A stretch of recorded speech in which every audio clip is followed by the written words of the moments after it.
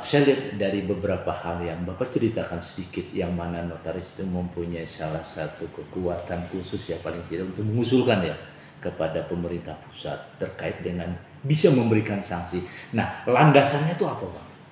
Jadi begini, di dalam ketentuan Undang-Undang Jabatan Notaris, ya, ketentuan Undang-Undang Jabatan Notaris, di situ diatur tentang satu pengawasan, pembinaan, dan sekaligus penjatuhan sanksi.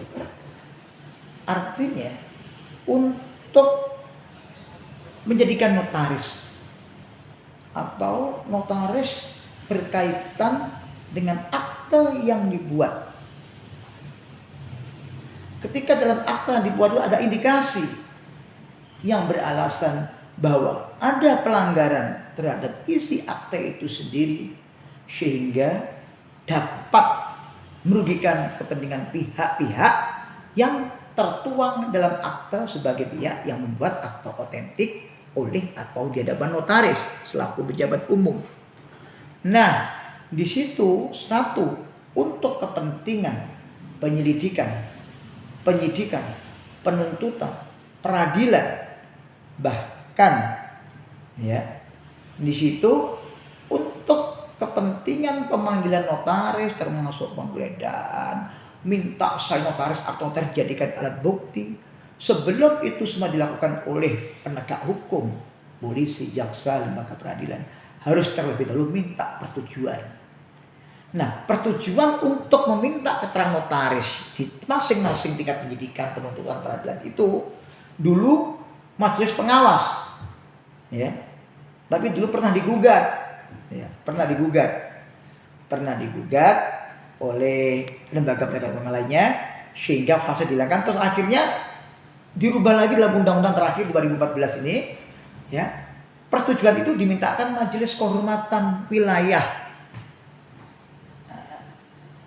Sehingga tugas majelis pengawas ini satu, sifatnya internal kelembagaan, memberikan, memeriksa, membina atas protokol-protokol notaris sebelum notaris tersebut melakukan pekerjaannya. Jadi setiap protokol notaris sebelum dilaksanakan pengisian oleh notaris yang bersangkutan, situ harus tertera dan disahkan dulu buku-bukunya oleh majelis pengawas, dan sekaligus dalam setahun sekali minim notaris diadakan pembinaan dan dilakukan pemeriksaan terhadap seluruh protokol dalam 1 tahun berjalan. Berarti internal ke dalam gitu ya? Internal ke dalam. Internal ke dalam. Ya. Nah, Bang, sedikit Bang, kalau kita melihat apa yang dikatakan kalau ini terjadi misalkan permasalahan di antara notaris ini ya, terutama permasalahan yang menyangkut peradilan lah. Artinya yang saat ini di masing-masing pihak dia selalu menguatkan dengan dasar notaris untuk membuat akta otentik. Tapi di lain pihak misalkan ada dugaan, ada kekeliruan yang mana notabene ini sampai ke ranah pengadilan. Itu yang bertanggung jawab nantinya siapa yang perlu dipanggil, Pak? Jadi begini, memang akte otentik, akte yang dibuat oleh atau di hadapan notaris itu sepanjang ya, tidak ada kesalahan norma dalam membuat akte tersebut mempunyai kekuatan pembuktian yang sempurna. Dasar hukumnya dalam Kitab Undang-Undang Hukum Perdata. Ya. Kesempurnaan itu pada saat akte itu diuji sebagai alat bukti di peradilan, hakim tidak boleh membuktikan lebih daripada itu apabila pihak-pihak yang berperkara dalam akte ini menunjukkan akte notaris sebagai akte otentiknya.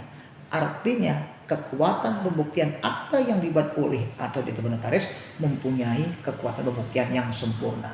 Hanya kepalsuan yang dapat menjatuhkan, menggugurkan akte otentik itu sebagai alat bukti. Artinya ketika akte itu dibuat ternyata notarisnya nggak ada tempat, atau notaris itu aktenya dipalsukan oleh pihak-pihak tertentu, hanya itulah yang bisa menggugurkan otentisitas akte itu sebagai alat bukti.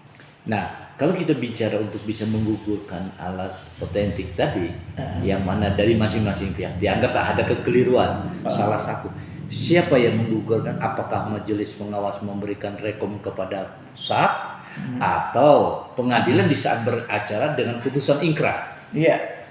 Jadi hakim karena jabatannya dia bisa menilai alat bukti. Artinya fakta persidangan itulah yang menentukan keabsahan alat bukti itu, ya, dengan temuan hakim di fakta persidangan. Ketika hakim menemukan bahwa akte yang dibuat oleh notaris tersebut ini walaupun otentik, tapi faktanya ditemukan, ya, bahwa lahirnya akte otentik ini tidak benar. Tidak benar.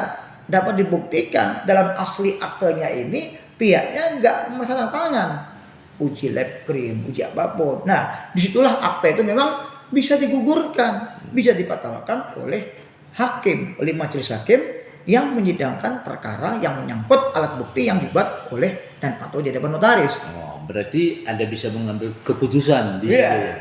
Akan tetapi sebagai majelis pengawas, jika itu terjadi, apa langkah-langkah nanti ke depannya? Nah, jadi begini, majelis pengawas atau majelis kehormatan yang memberikan persetujuan tertulis untuk dapatnya notaris dimintai keterangan baik oleh polisi, oleh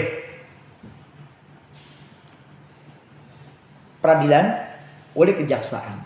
Ketika ada indikasi yang berasal bahwa akte ini ada kepalsuan di dalamnya dan notaris terlibat di dalamnya, merekayasa isi akte tidak sebagaimana mestinya, atas temuan itu baru majelis wilayah berkoordinasi dengan majelis pengawas notaris untuk mengusulkan seorang notaris ini diberhentikan.